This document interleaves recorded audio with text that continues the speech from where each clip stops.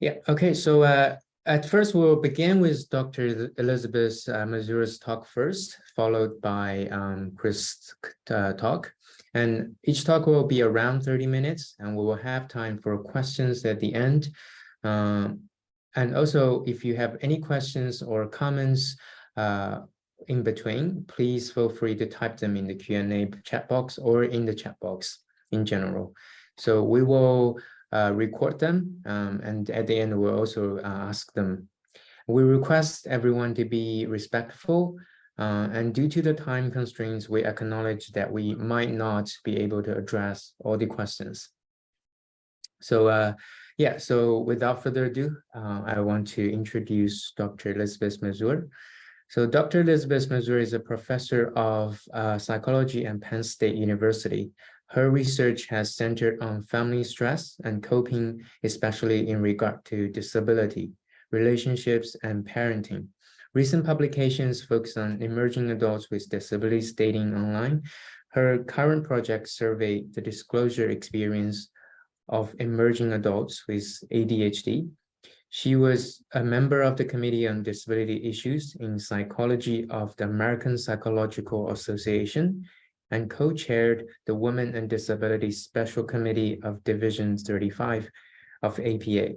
She previously published an online blog for Psychology Today, De-Stressing Disability, Living in a Family with Differences. So Elizabeth, you're free to take the floor. Thank you very much. Okay, thank you very much. Okay, let me put up my PowerPoint. Okay. All right, so Colin, that was a wonderful introduction. Thank you very much. I do want to say that I am only a member of the disability community by association. My mother had a physical disability that predated my birth. One of my kids, who's in her 20s, she's been dealing with disabilities for quite a while. So I'm disability adjacent, as it were, at least for now. Or to use what's called the insider-outsider distinction, I am an outsider who's had some small windows into the inside. So first of all, let's talk about who is considered a person with disability. According to the ADA, the American Disabilities Act, that defines a person with a disability as a person who has a physical or mental impairment that substantially limits one or more major life activities. In other words, if you have a physical or mental condition that you have to think about and plan around most every day, it's a disability. So how common is disability?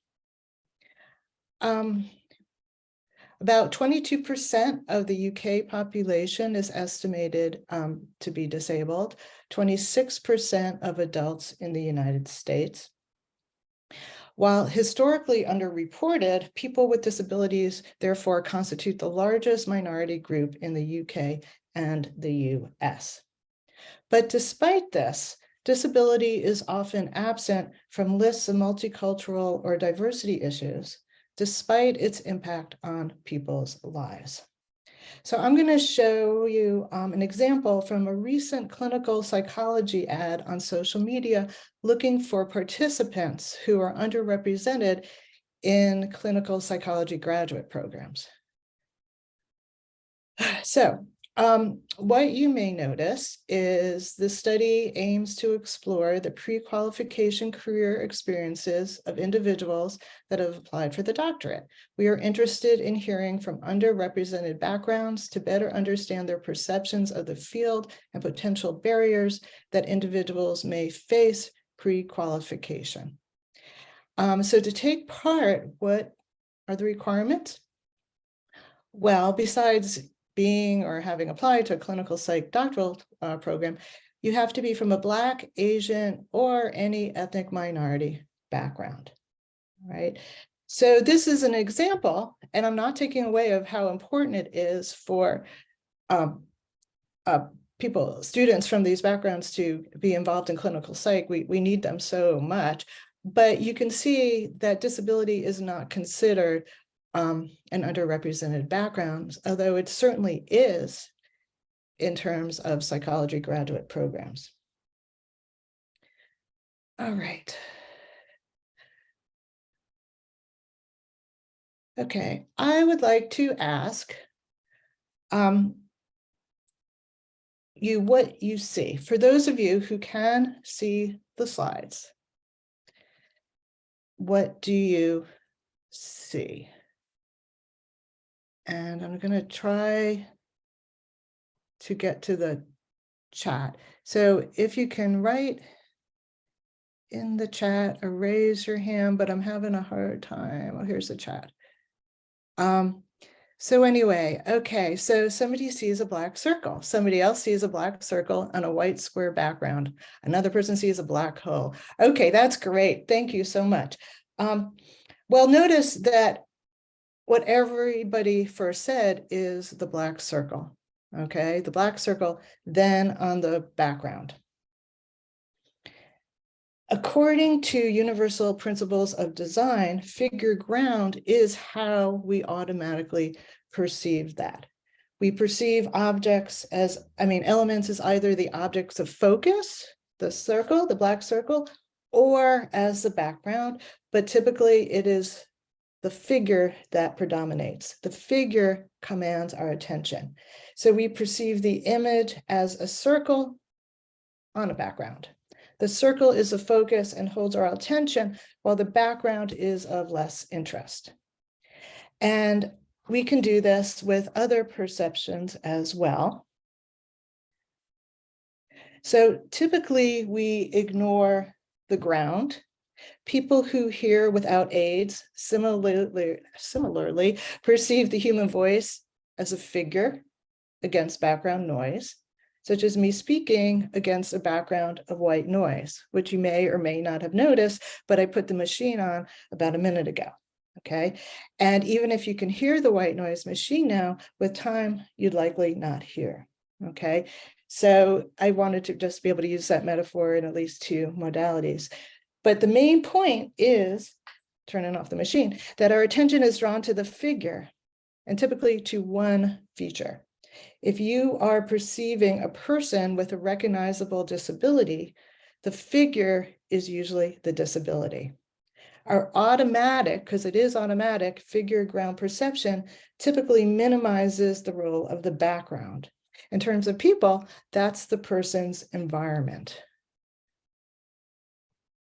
In other words, as Aristotle said a long time ago, the whole is more than the sum of its parts. And by whole, it's important to note for English speakers, that's a WH whole, okay?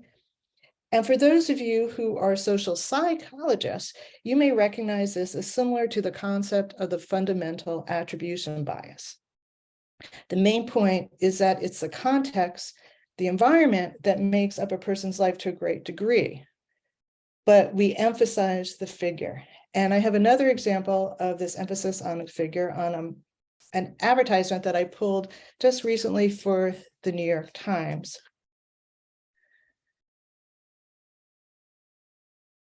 Okay, so this is an advertisement, color advertisement, that the headline is "Give Her a Break." So who is her? Well, it's a mother. And the advertisement material says, "Sitting down and relaxing? That's a myth to most moms. This Mother's Day, celebrate the hardworking mom in your life with the gift of anti-fatigue support and comfort she needs. And thank her for all that she does too."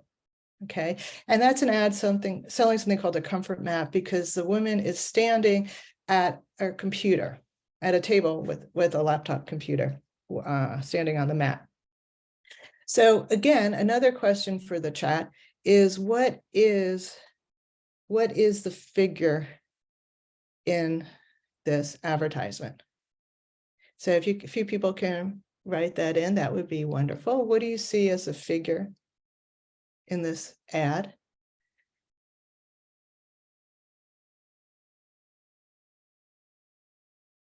Right, the person, okay, the able-bodied woman, the mother. Right, exactly. But what's the ground that really influences her life? And please write your answers if you can in chat.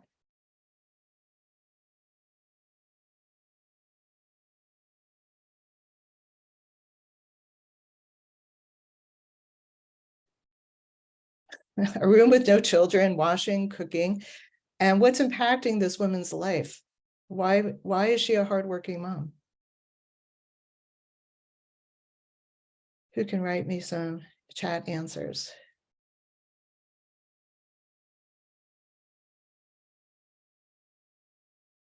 Yeah, working, as Iram said, working and being a mom, okay? Yeah, thank her for all that she does. How about helping her out? How about taking some of the chores away from her? All right, that's the ground that really influences her life. And I thank you all who have responded. That was really fun. So we need to shift our attention from the figure, in this case, the mother, to her interaction with the ground, okay? From exclusively focusing on the person to the larger lens, to the situation with its limits and its opportunities. But that is not typically the first response people have towards a person with a disability.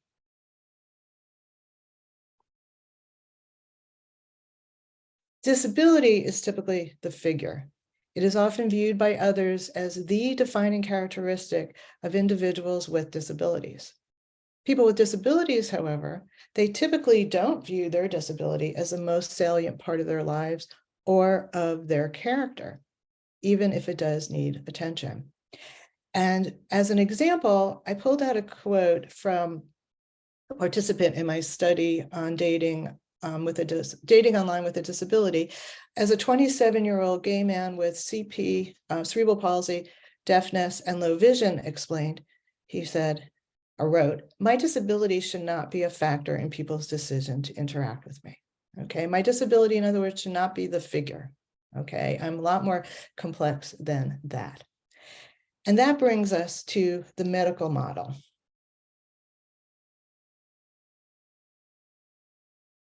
Because not only is disability typically the figure, it is often assumed to be a bad thing, a burden for people with disabilities, for them, for their family and caregivers, and for society. So I just summarized the medical model for you. I could have had a much longer list, but most importantly, the medical model sees people with disabilities and their families at high risk for difficulties.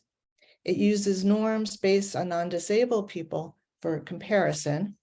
It mostly focuses on disability onset or its exacerbation, and it views differences as deficits. And when researchers consider disability, it is usually through the lens of the medical model. The medical model is all about what a person cannot do and cannot be. It's about coping with negative events related to the disability or just dealing with the disability rather than perceiving the joys that many of us experience most of the time. So for example, I have a clinical psychologist friend, someone who I think of as thoughtful and sensitive. When I told her that I was researching adolescents' experiences living with parents with physical disabilities, she said something like, "Oh, well, that's easy. It's all bad." But it's not. So here's an example. I conducted 2 studies on parents with physical disabilities and their adolescent children. In the first study, both were asked to identify events that had been negative and those that had been positive related to having a parent with a physical disability or being a parent with a physical disability. And then in the second study, those nominated events were turned into checklists for a new sample of adolescents and parents. In both studies, adolescents and parents with disabilities identified or endorsed more positive than negative disability-related events. And I will show you an example in a moment. Most importantly, neither children or parents were besieged by aversive disability experiences, as my friend has suggested. And yes, almost all participants either volunteered or endorsed at least one negative disability-related event. But contrary to common perceptions of disability as tragedy, all participants reported positive experiences. And in fact, parents reported experiencing more than twice as many positive than negative disability-related events. Adolescents reported 3 times as many. So as an example, I copied one of the tables from the second article in that series. It is a list of disability-related events that were endorsed by at least 50% of the parents. And you will see as I talk through them that the 5 most frequent parent-reported disability-related events are not experiences specific to parents with physical disabilities.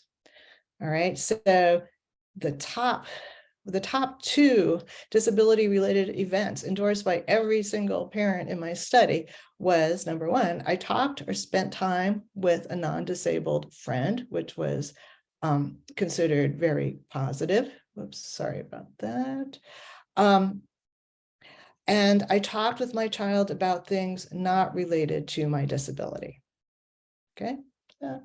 What was the 3rd most common disability-related event, also mostly positive, was I spent enjoyable free time with my child. 95% of parents endorsed it at least once.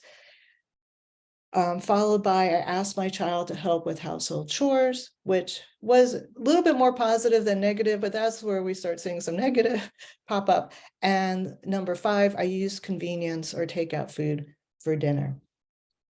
Okay.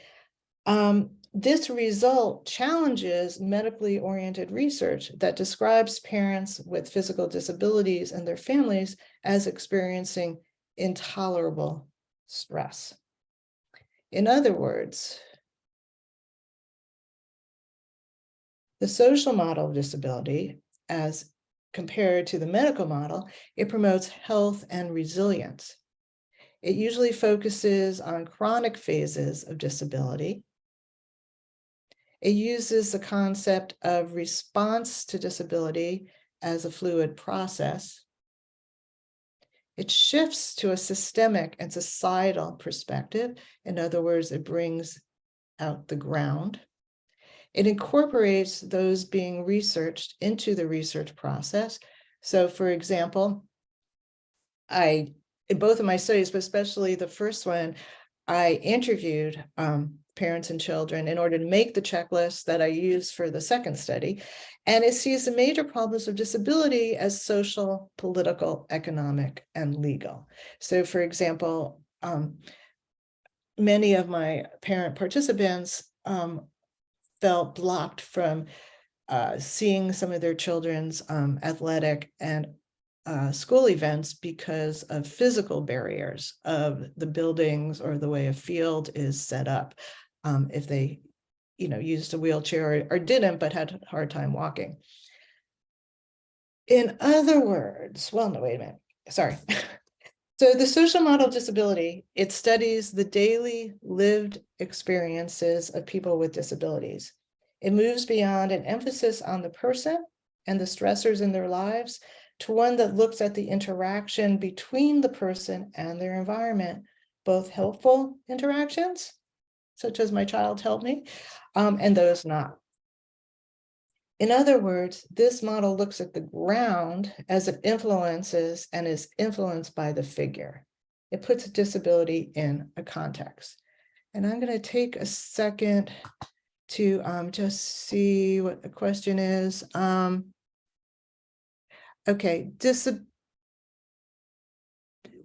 Okay, so a person asked about what are disability-related events.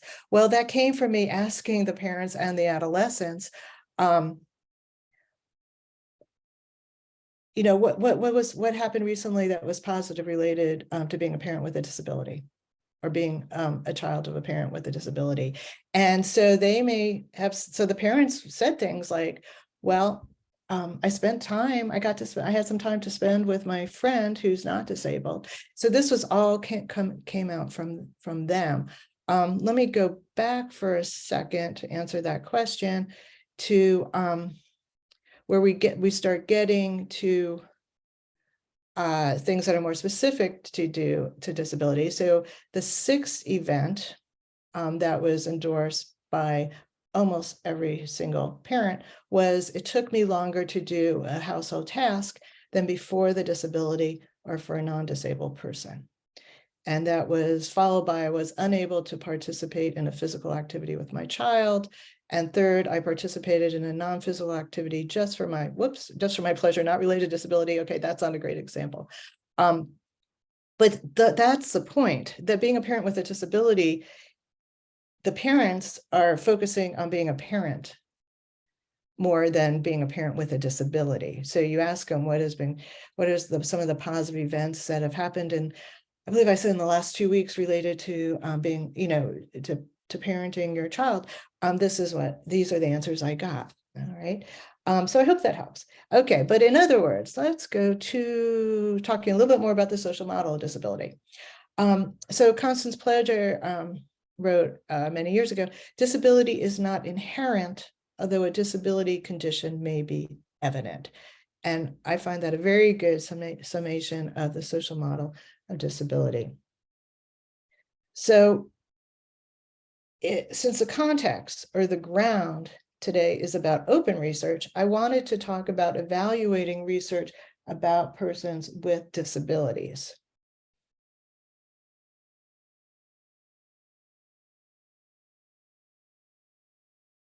A lot of the research perpetuates stereotypes about persons with disabilities. So when you're designing a study, or you're considering other people's research, or you're being requested to use your open data, I would ask the following questions. Number one, what is the purpose of the study? 2, what are the specific questions of the study or the hypotheses? Are the dependent variables only negative outcomes without positive outcomes? So here's an example of how one could have a mix of both, right? We're not prettifying, we're not saying bad things never happen or people never feel anxiety or depression, but we also want to have, so for instance, in my study of the one I've just been discussing, the dependent variables were, besides for parents, anxiety and depression, also their satisfaction with parenting and their parenting efficacy. And for adolescents, their adjustment included the typical internalizing and externalizing, which were parent reports, and school competence, parent reports, and anxiety, depression, aggression, those are all self-reports, but also self-esteem and their academic progress. All right.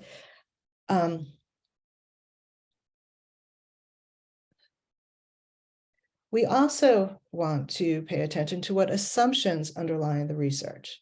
Is the researcher pathologizing disability? So I'm going to give you an example from a study that's not mine, but I took the name off because I don't want to embarrass anybody. And so this is a figure, the schematic model for this study on parent physical illness and child functioning. So the model is that parent physical influence may lead to relationship conflict, which may lead to parental divorce or to disrupted parenting, which will have an effect on child functioning. Or also parent physical illness may lead to parental depression, which leads to disrupted parenting, which will have an effect on child functioning. Okay, so what do you see here? I believe you see the assumption that it's all going to be bad, right? Why does parental physical illness have to lead to relationship conflict or parental depression? There's nothing coming out of this that would be either just staying the norm, okay, or perhaps becoming closer, All right. Let me just check the Q&A. All right, I'll go, in terms of the previous table, the endorsed things means it was a checklist. So people who endorsed it, they checked it and said how often. But I think I'll get to that later. Okay. All right, so that's about assumptions. All right, methods. Are the measures appropriate for use with people with disabilities? Are the research materials available in alternate formats? How are the questions worded? For example, if a researcher asks a question like, how difficult is it to date? They have implied to the participant that dating is a negative experience. And when a participant responds, they are then more likely to answer in a negative way rather than an objective way.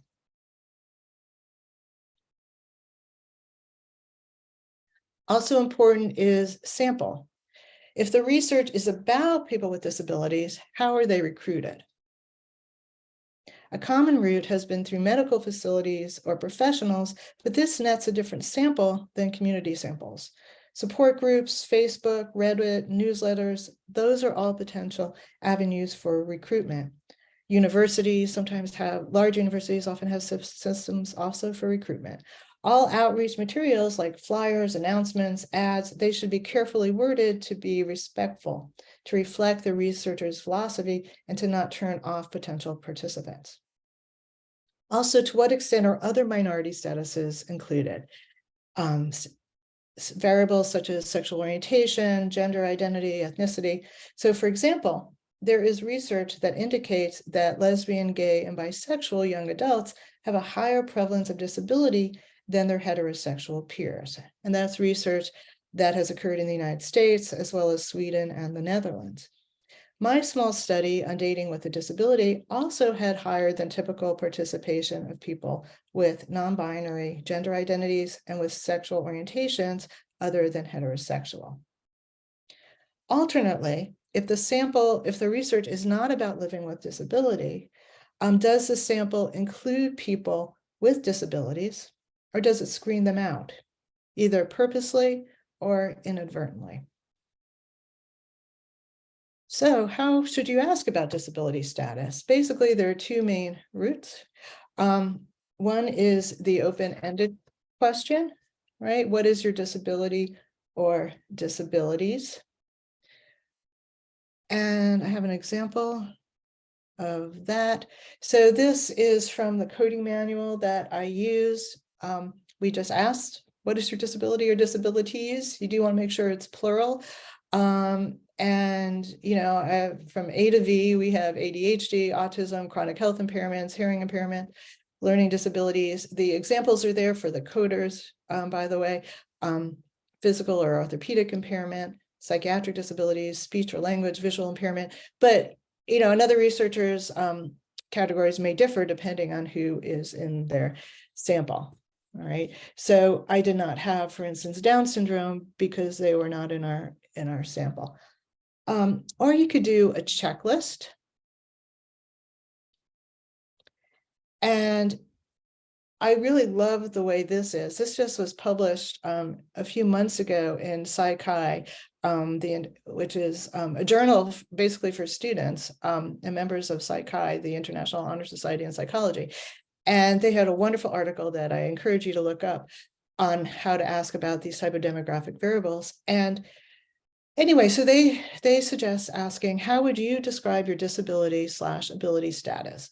We are interested in understanding your experience with conditions that substantially limit one or more major life activities, regardless of whether you seek formal accommodations or have a formal diagnosis.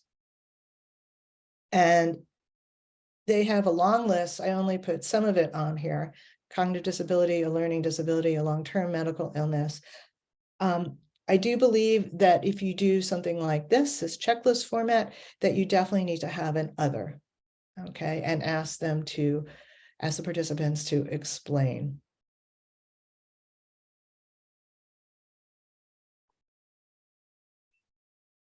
Okay, going back to evaluating research about persons with disabilities, what are the main findings? How do these mesh with what we know from other sources? What are the policy and clinical implications of these findings? What are the likely uses of the research results? What are the desired uses? And how might the study results be misused or used in a way that would be harmful for persons with disabilities?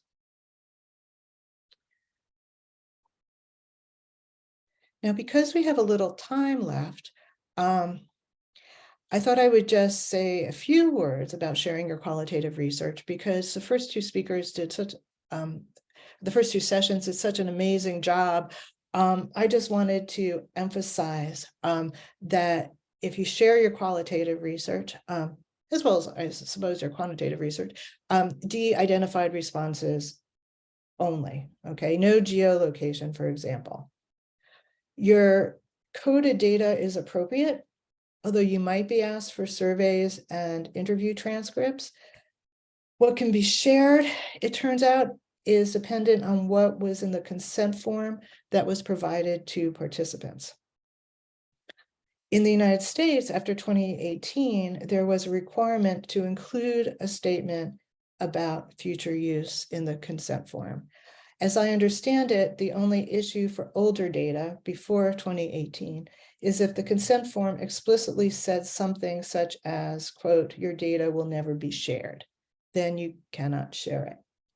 If the consent form does not indicate that data will not be shared, my IRB, Institutional Research Board, might also be called Human Subjects Board, told me to check with my college research office to determine if any sort of agreement is needed to share the data externally, which was a very strange response because they are my college research office. But anyway, let's conclude with a little art and what I think is a very resonant quote. So I've summed this up, and really is my main point, is that disability is an interaction between the person and the environment. And so I chose this slide. It is a picture of flowers in a vase. It's sort of a Dutch Flemish style. And I chose it because it circles back to the beginning of my talk. The slide, let me get it set up. There we go. The slide demonstrates that contrary to figure and ground, the background part of a painting is just as important as the main subject. In fact, it works in tandem. The social model of disability helps us understand that the experiences of a person with a disability is a function of both the person and of the environment. This concept is a keystone of the social model of disability, and one that Chris will be illustrating with his examples. So in sum, I take a quote from Beatrice Wright, one of the first researchers on disability, and she wrote in 1983, the extent of limitations is as much a function of physical and social environmental barriers, if not more so, than a personal disability. All right, well, I thank you for your attention. I don't know if Colin, Isabella, do you want me to address questions now or wait till later? We'll answer all the questions after Chris's talk. Okay, sounds good. Thank you, Elizabeth, for your insightful talk. Now we're going to introduce Chris Cook, our next speaker. Chris Cook is a PhD researcher at the Institute for Transport Studies at the University of Leeds. He has extensive experience doing research with people with various cognitive, sensory, and physical impairments, with a specific focus on the barriers to access public transport, constructing pathways to surmounting such barriers in the future. He also has long-standing experience working with transport companies in access and inclusion teams, writing numerous policies and developing comprehensive programs of disability awareness training. Chris, we are honored to have you with us today. And yeah, now you can take over. Thank you, Isa. Good afternoon to everyone. And yes, I know you sent out a correction. As flattering as it was to see my name as Dr. Chris Cook, I'm afraid that is still some way off in the future. I am still working towards that goal. But thanks also to Liz for an excellent talk and setting out the groundwork so neatly.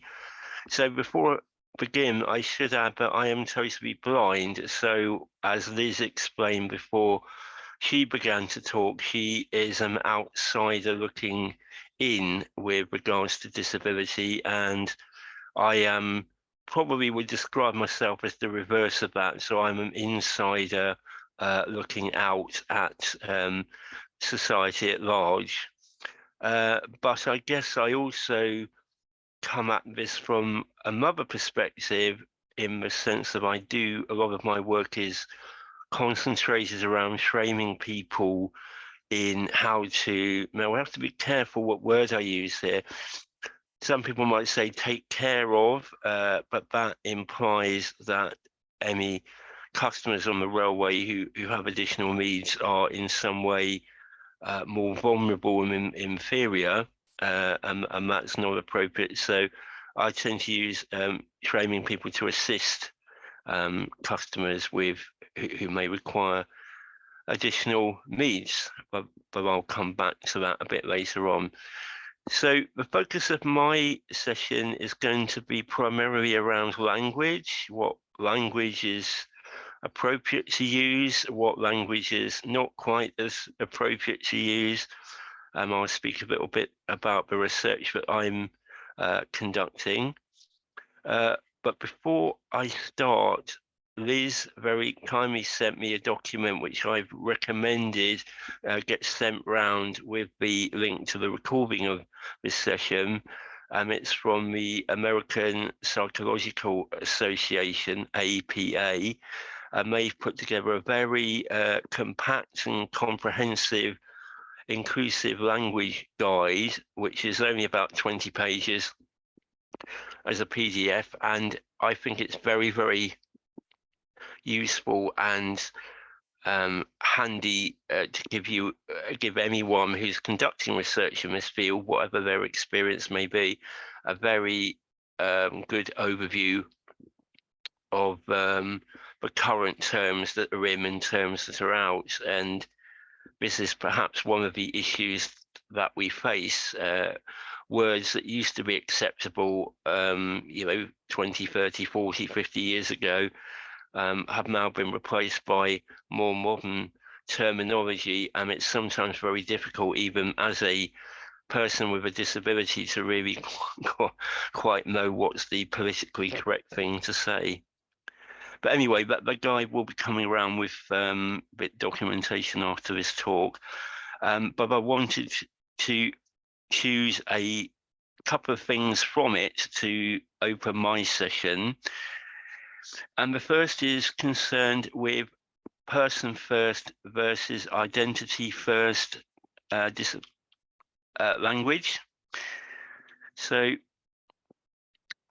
person first language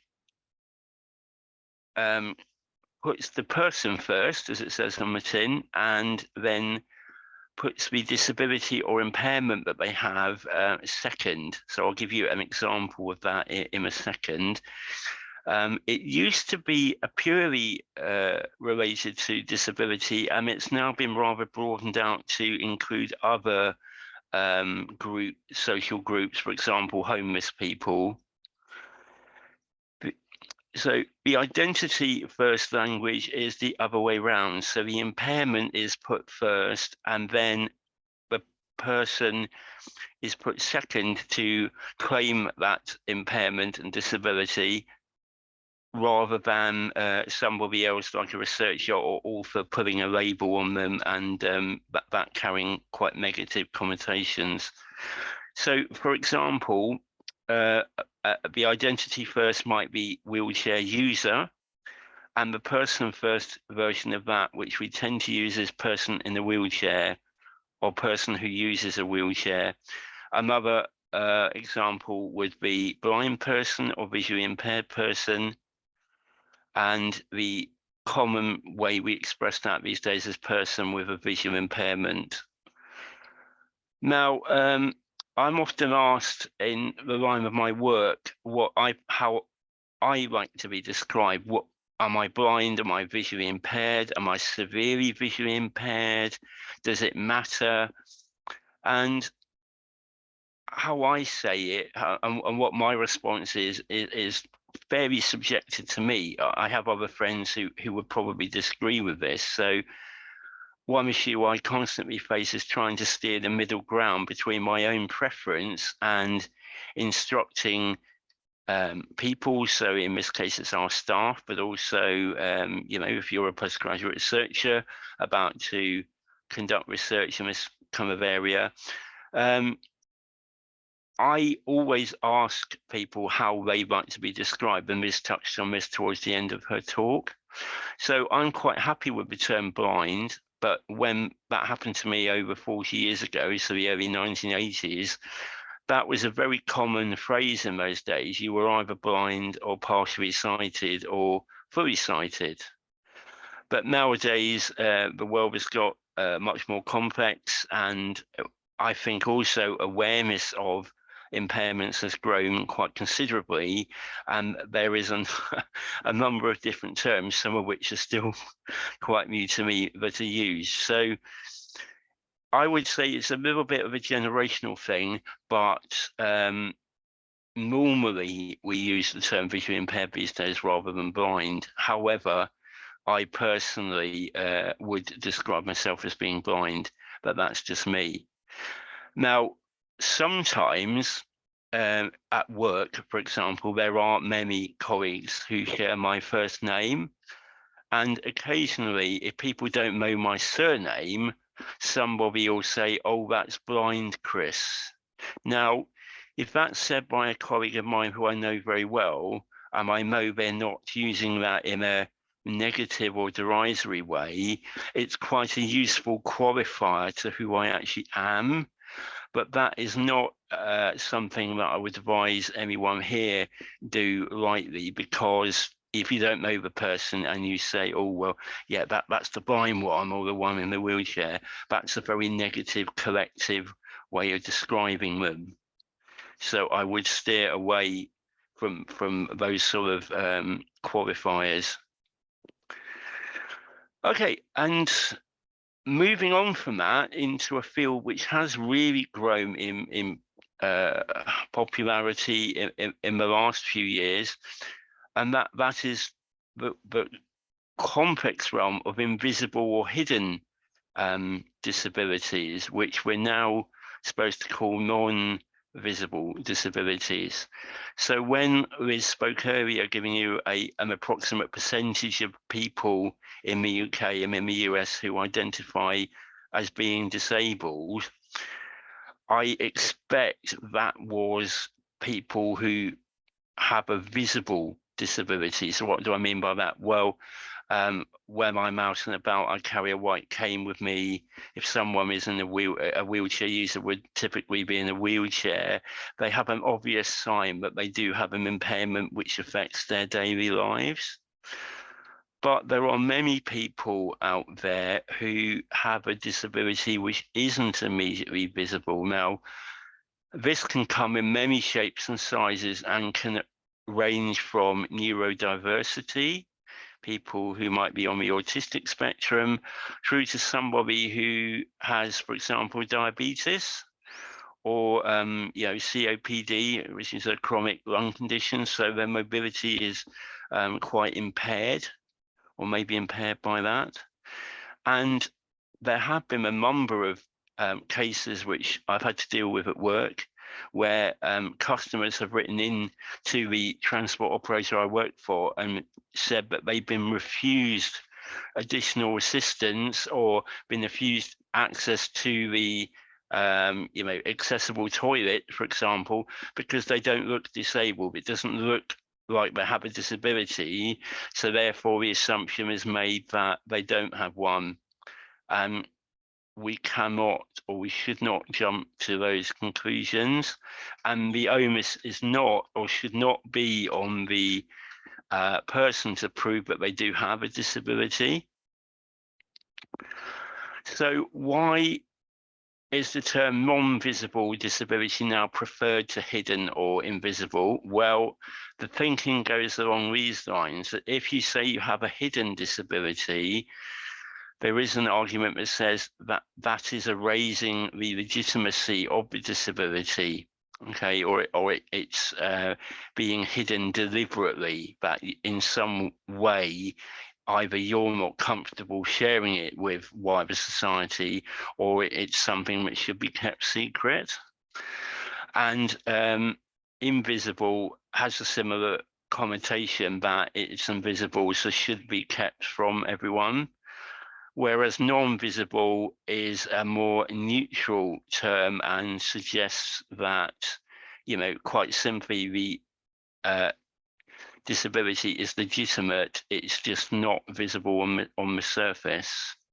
So even I have to be careful, especially at work, when I'm instructing staff now to use the right terminology, and it's quite difficult if people have learned one way of saying something, and all of a sudden now we're supposed to say it quite differently. But the latest terminology for this type of thing is non-visible disability.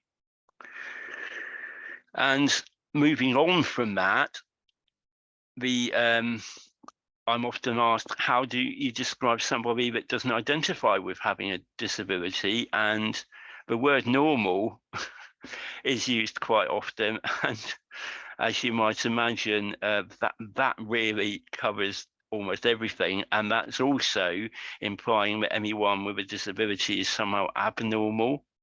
And again, that opens up a whole debate as to the legitimacy of that type of language. Able-bodied was a term that we used quite a lot in the past, but there are able-bodied people who also identify as being disabled. So the term we now use, or we're supposed to use, and again, I have occasionally tripped up at work, as my colleagues would tell you, is non-disabled. So anybody who doesn't identify with having a disability, doesn't have any even I'm using the wrong words now, non-visible disability, they are non-disabled at that time, but things might change in the future. So to sum up this little section, keep your language neutral as far as possible. Don't try not to refer to people with disabilities as part of a collective whole. As I was saying about blind Chris, because everyone is an individual, and that's not it's not a reflection of their own experiences if you refer to them as kind of a whole. And another example I want to touch on is I have in the past been approached by total strangers in places where I've never been before, who proudly told me that they've met one of mine a few days ago or last week. And by that, they've meant somebody else has got a visual impairment or is blind.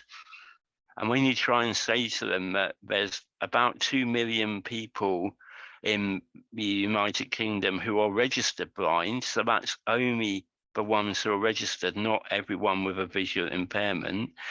And as wide as my circle of friends is, I do not have 1,999,000 other friends who I converse with on a regular basis. So we are not part of a visually impaired tribe as a kind of additional human race. And it's sometimes very difficult to get that across to people who think that every blind person knows everybody else. So again, this is a myth that has pervaded through society, that we are part of a collective whole, and we're not. And that that holds true for any other impairment group that you'd like to mention. So not every wheelchair user will know everybody else who uses a wheelchair. Okay, so moving on to my research. So my thesis is looking at barriers to accessing public transport for persons with different impairments. And I have selected 3 impairment types that I'm going to be focusing on. So one is, for fairly obvious reasons, visual impairment. Then I'm going to be looking at people in, so people who use a wheelchair to get around with, and also people who are neurodivergent. Now, in case that term is new to some of you, that's people who are on the autistic spectrum.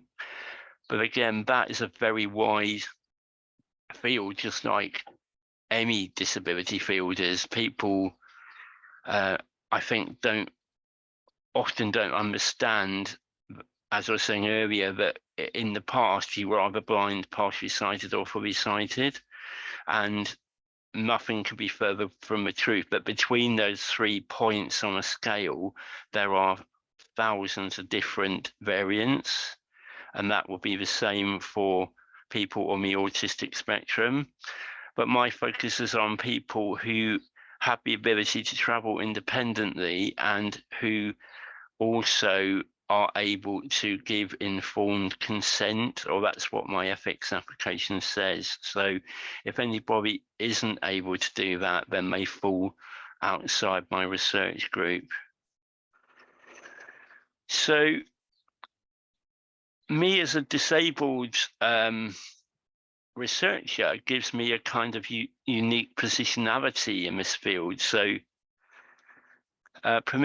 positionality, again, this is defined at great length in the APA document. It's about what a person's place in society, their perceptions, their social status, and how they interact with everybody else. And on the one hand, with me having a disability, which will be shared by some of my participants, I am hoping that they may be more relaxed and more at ease to open up and share some of the difficult experiences they may have had trying to make journeys by themselves. Some of the barriers I'm sure I would have encountered myself. And this goes back to something very interesting that Liz was saying about parents with disabilities and speaking to other friends who don't have disabilities. So I'm quite often asked, is it better that you have sighted friends or blind friends, and which mean the most to you? And my answer is it's probably a very difficult exercise and not one that I would engage in a great deal to try and calibrate my friends on a scale of meaningful and not so meaningful. Yes, we all have close friends and not so close friends. But I think the beauty about having sighted friends is that they can fill in a lot of gaps. So, for example, if we've been out together and I've experienced poor service in a shop where the attendant has been more focused on my friend and asking them what I want rather than me, then my friend can tell me that. And quite often they'll say to me, loud enough so the attendant can hear, oh, she's nervous, she doesn't know how to help, or she's looking away from you, or she's looking at me.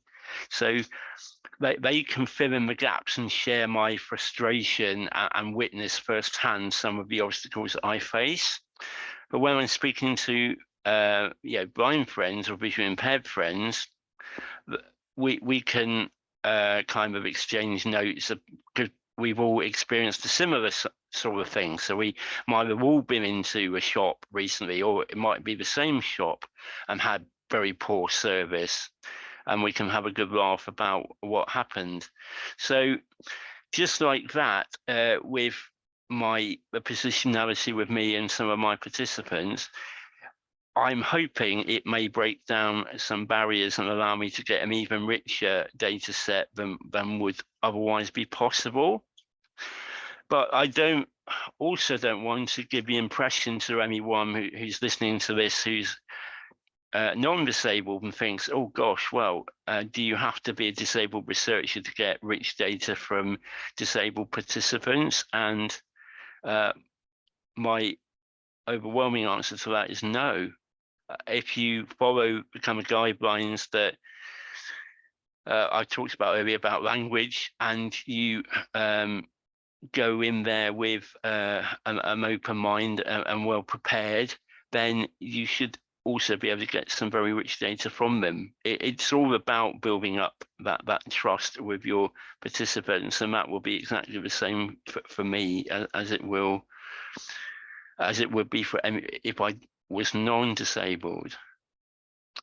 But spinning that round the other way, one of my supervisors said to me, well, Chris, are there any disadvantages to your positionality? And as with anything, I guess that there are, and I've highlighted two. So one of them might be that I overcompensate for my visual impairment by recruiting people, more people who fall into the other two groups that I'm interested in. So more wheelchair users and more people who are neurodivergent, and neglect the visual impairment aspect. And I guess the other thing that could happen is the reverse of that, but I recruit more visual impaired people because I have more ties to visual impairment organisations and neglect the other two groups in my study. I hope neither of those happen, but it's something that I need to be aware of when going through my recruitment process and selection. Okay, so that's a bit on language and positionality. Just looking at the time, okay, I'm doing okay. So I just want to really return to the social model of disability, which Liz illustrated quite beautifully in her talk, and maybe give a couple of practical examples of how it works in practice. So just to recap, the social model of disability is in broad terms about people are not disabled by the environment in which they live rather than their own impairment. Okay, so I'll give you an example of that at the end. We had a complaint very recently about that. But the social model of disability says that the environment should be able to cater for people's impairments. And by improving that environment, you improve the quality of life for everyone. So not just the people with an impairment, but everyone who wants to use it. So for example, when we put a lift in a station, we're not only helping people who are wheelchair users and who need that lift to be able to access the platform, but anyone with a lot of luggage or children in buggies, for example, can use that lift, and that makes it far easier for them to reach the platform, even though they would be able to do it by other means, even if it meant wrestling, cases or buggies up and down stairs, etc. So that's an example where the social model of disability is improving the environment for everybody. It supports making the built environment more accessible. Now, to go back to that complaint that we had, which kind of neatly ties up the social model of disability and language used, there are strict regulations about the size and weight of wheelchairs that we're allowed to carry on the railway in Great Britain. And someone had been trying to access a newly installed lift at one of the stations run by the train operator I work for, and have unfortunately been unable to do so. So they wrote in to complain that they'd not only not been able to use the station because of the new lift, but the member of staff who was trying to help them had said, oh, well, the problem is, sir, that your wheelchair is too big for the lift.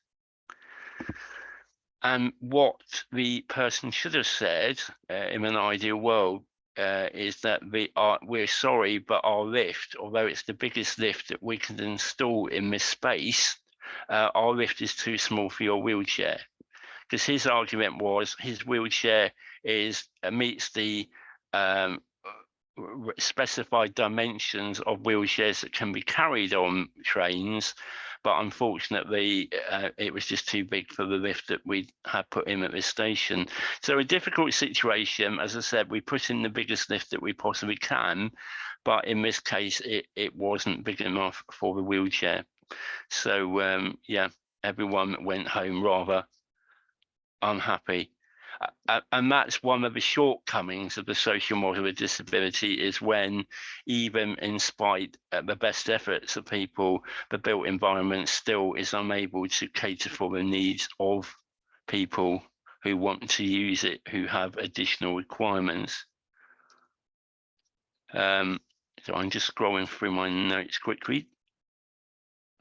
Yeah, one other thing I would say to round off is have empathy with anyone with a disability rather than sympathy. And these two terms are often confused.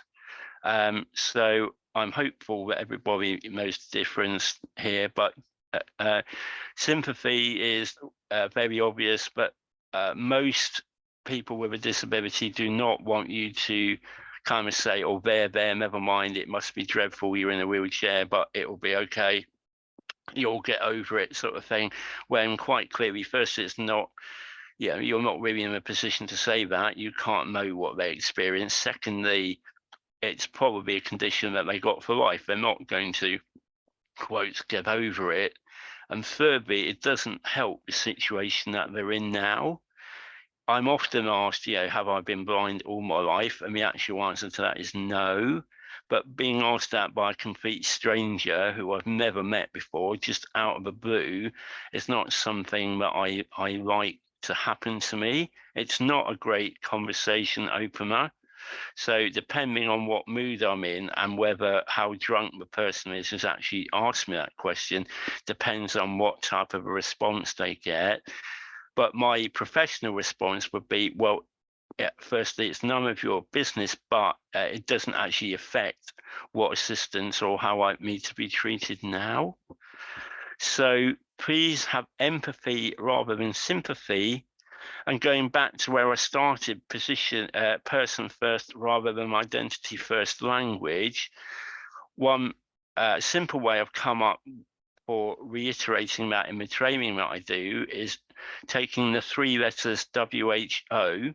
So the staff who I train and everyone in the room here today and everyone in the world needs to focus on who people are, WHO, rather than how they are. So keep the W before the H and O, and you're in your person first mode, and you shouldn't go too far wrong. If you let the W slide along past the H and O to the end of the word, then you're in identity first territory, which, as I hope I explained at the beginning, is can be fraught with difficulty. So thank you very much for your attention. I hope there's a barrage of questions for Liz and I hope that's been useful and not too anecdotal either. I was keen to get in some lived experience without it becoming a kind of potted life history of mine, which is far from interesting. And thank you very much to Colin and me. So I'll hand things back to you. Thank you. Okay, thank you very much, Chris. That's a very lovely talk. So first of all, people are asking about the materials and slides from our talk. We will be sending them after the session, and also our video is going to be online on our YouTube channel, so you can check it out later with all the information in it. And the APA document, which I sent to you both, didn't I? I think that should go out too with that. Yeah. With those. Yeah, we will. Yeah, we'll also probably create a link in our YouTube description so that you can check them. Yeah, even if you are not in the mailing list. Well, we have a couple of questions here. So the first one was in the Q&A box. Another possible co-founder with being an insider on research is the possibility that one assumes too much similarity about someone else with a similar disability, or that they don't talk fully about their experiences due to assumed mutual knowledge and experiences, perhaps, Chris? So I don't know, Chris, would you like to comment a little bit about that? Yeah, please feel free to jump in. I must admit, in the research that I've done, so I've done an MPhil that was mainly quantitative, and I'm now at the start of my qualitative research for my PhD. I've never come across the situation personally that when talking to somebody else with a visual impairment, they haven't disclosed to me issues that they've been facing because they've assumed that I would know all the issues myself, if I've understood that question correctly.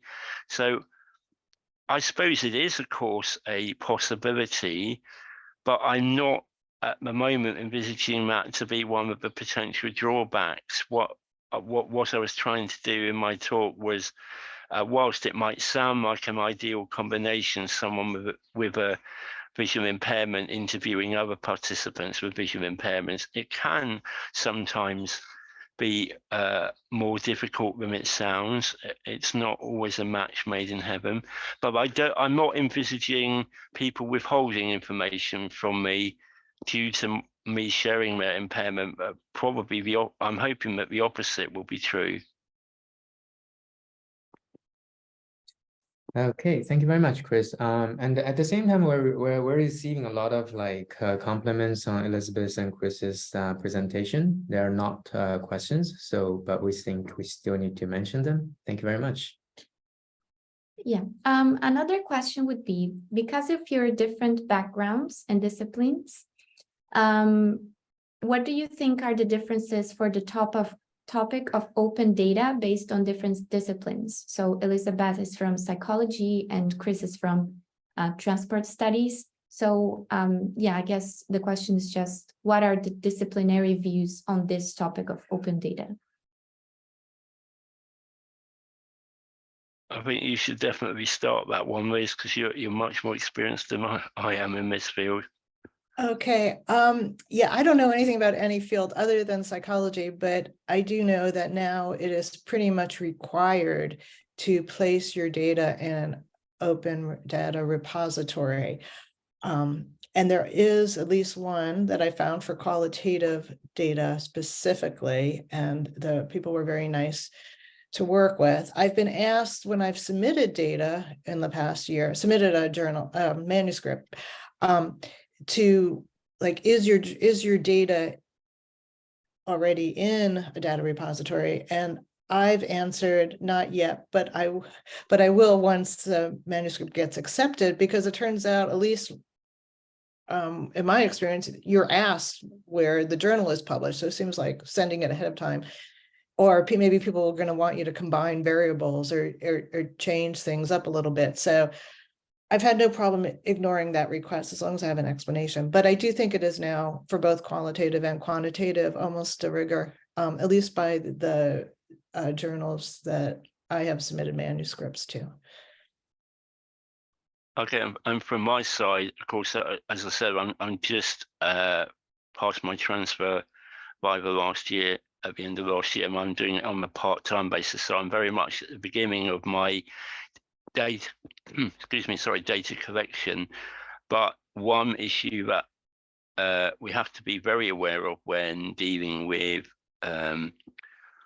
subjects with disabilities is even more so the confidential element, because people will have to declare what impairment they have, and I will need to have some record of that.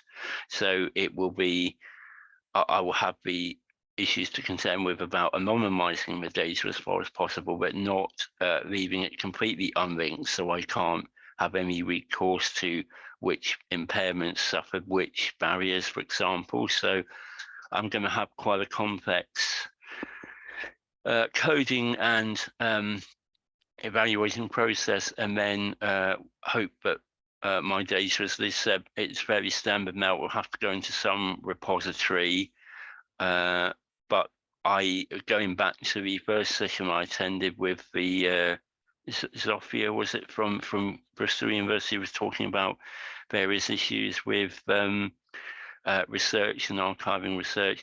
I expect that there will be, it won't all be able to be accessed immediately, and people may have to apply for ethical review to be able then to get access to the more comprehensive data sets that were being generated from my research. And one of the reasons for that will be connected with people's impairments. Okay, thank you, Liz and Chris.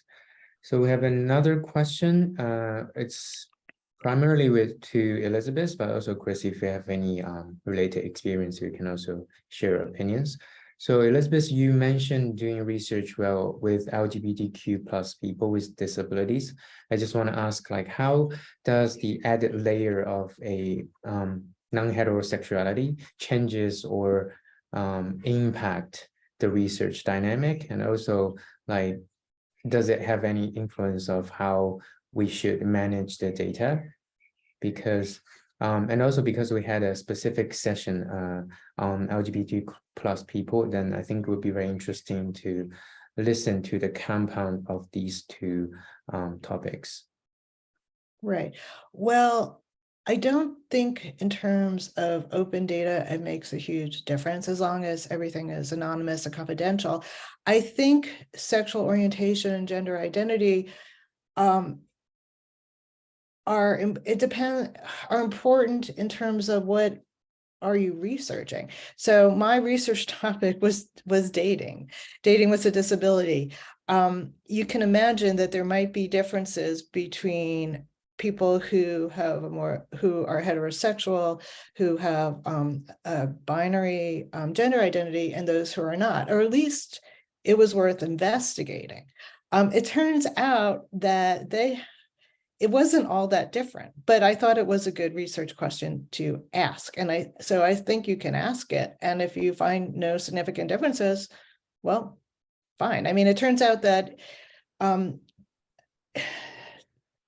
online dating gives some more opportunities to people who are not heterosexual and not binary, but it's not a magic solution either. There's still comments and negative feedback and worries that go on for people with those identities. It's not worse, but it's not better. It's just a little different.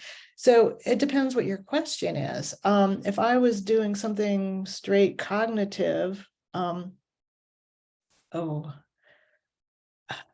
know, I'm blanking right now, but that had nothing, then maybe it wouldn't be important. So, I mean, it just depends on your question of interest. I think any kind of relationship question should look at gender identity and sexual orientation. And if there are no differences, there are no differences. That's still important to know in terms of the phenomenon that you're looking at. And if there are differences, that's interesting too. Thank you very much. Chris, do you have anything? I think all I'd add to that is how I close my talk. Always remember who your participants or your audience is rather than how they are. Okay, thank you, Chris and Liz. Elizabeth mentioned the consent form for people with different disabilities.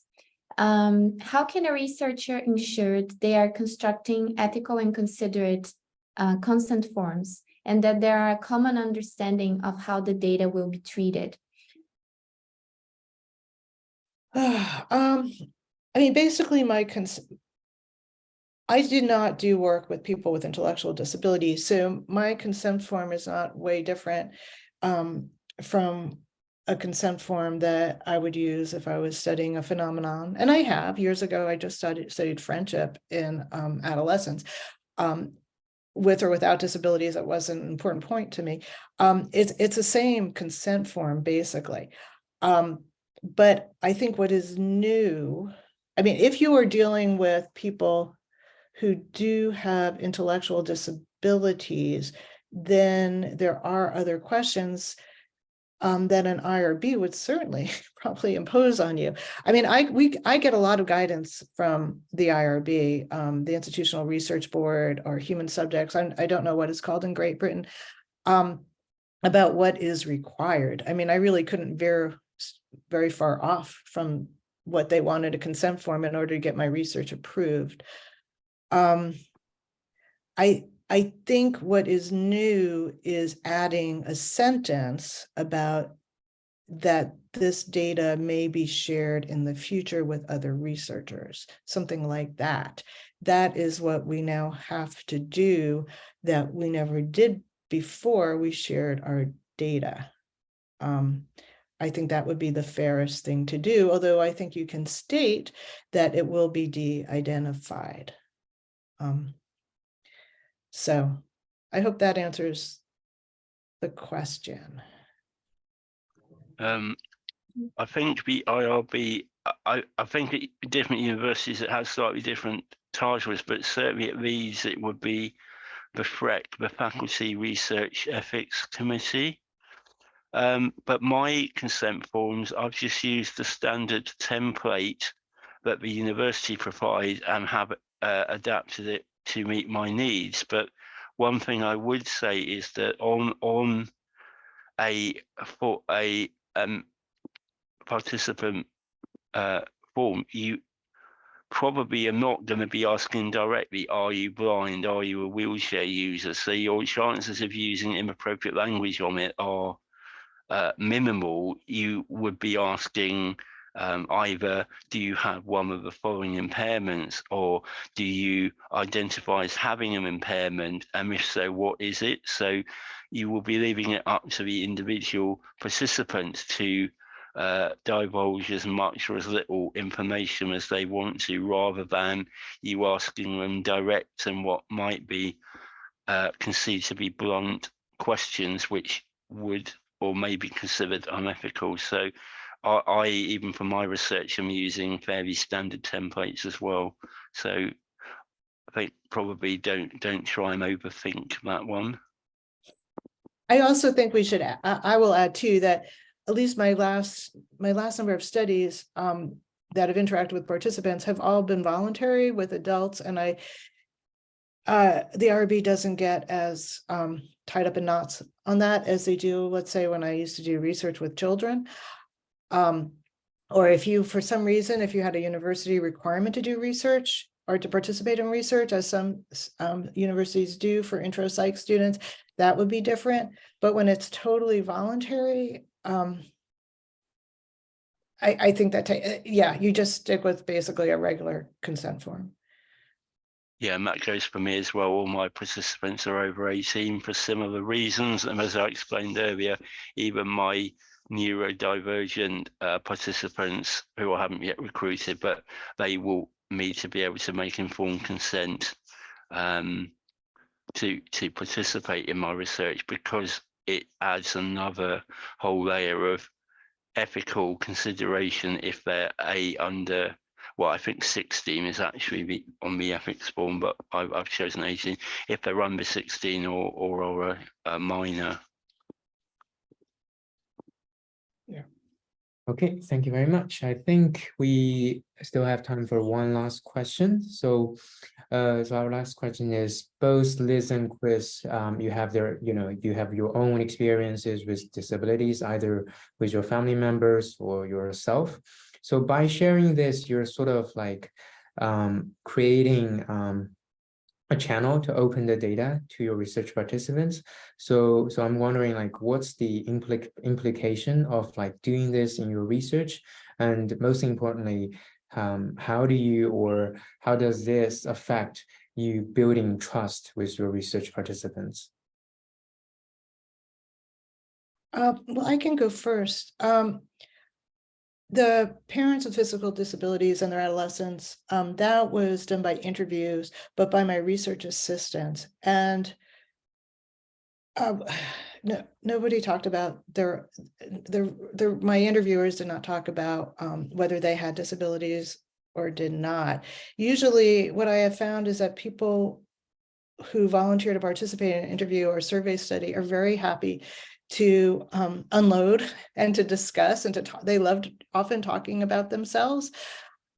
So, and in my online dating with disability and my ADHD disclosure studies, they were surveys. They had no, I mean, they could look me up from the consent form from my name and see what research I have done, but there was no window into my personal life.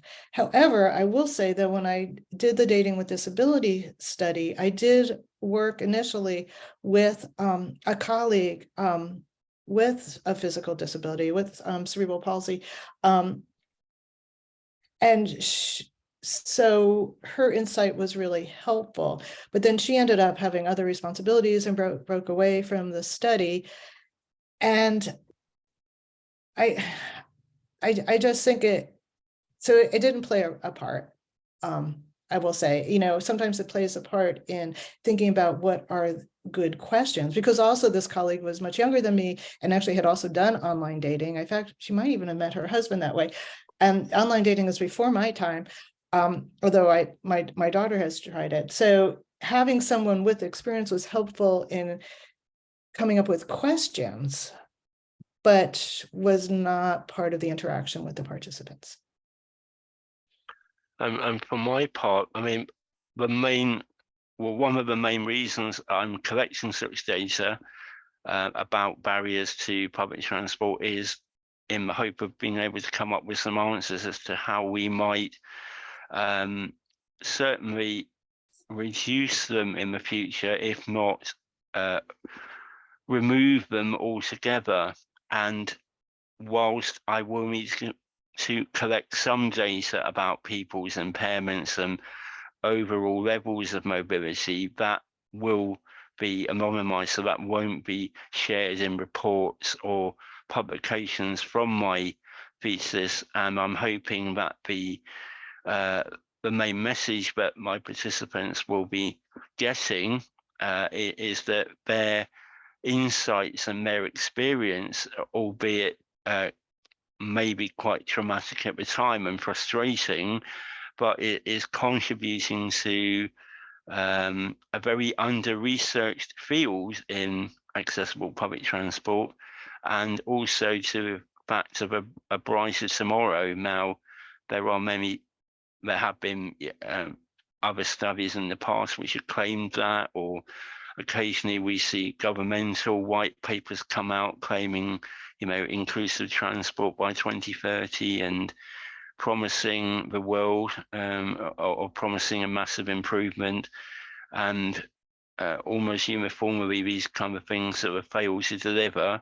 And I'm not suggesting for 1 minute that my research, with me being one lone researcher, will shatter the earth, but it will, I hope, make a sizable contribution to that original knowledge and furthering our knowledge of how we might improve things in the future. And I'm pretty confident, or as confident as I can be at the moment, that most people who voluntarily agree to help me will want to share their experiences with me to further that aim. Yeah, I agree with that too. I find people, it's voluntary, people are really happy to talk, and they're often more like, I am so glad that you asked. Also remember that participants in surveys, for sure, and interviews too, are allowed to not answer a question. I said, you know, so interviews, it might be a little bit harder for them personally to do that. Surveys, there's probably no reason someone would not. Well, maybe there are, but you know, if they don't want to answer a question, they skip over it. So there's always that as well. It's, I think, a rare opportunity for people who can to offload Yes. to others who have empathy rather than sympathy. So to return back to what Liz was saying earlier and what I said about empathy and sympathy. So they're offloading to people who understand and share to a lesser or greater extent their experiences and frustrations, and that is a great therapy, and I call it that. That is a great therapy for many people who rarely get that opportunity. Great, thank you very much. I think that was a great point to end our session today. So before we all go, I just want to thank everybody for the discussion today, and we hope that was really helpful and useful for you in your work and research. And for us, definitely, it was a great learning experience. And also, we really appreciate Elizabeth and Chris for such insightful talks. And thank you very much for our amazing interpreters for their hard work today. And before wrapping up the session, we would like to ask you all to take a few minutes to fill this feedback form in the QR code. And we will also send a link to everybody through email. It is a very short survey on what you liked about the session and how we can improve for future sessions, and for you to also share your reflections on the topic and the discussions we just had. So please be generous about your words, and we are really looking forward to read your reflections. And in June, we will have, actually this week, we have one more session on Friday. Yep. Where we're talking about doing open research with immigrants and refugees. If you are interested in that, you can register as well. And in June, we will have more sessions about considering open research when working with people living with mental health distress and survivors of domestic violence.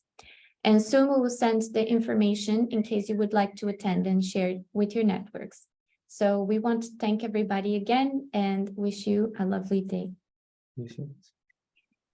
Yeah, so yeah, just to emphasize, our next sessions are going to be June and it's on 19th and 20th. So we're going to be, we'll be sending links and information around soon. So yeah, thank you very much.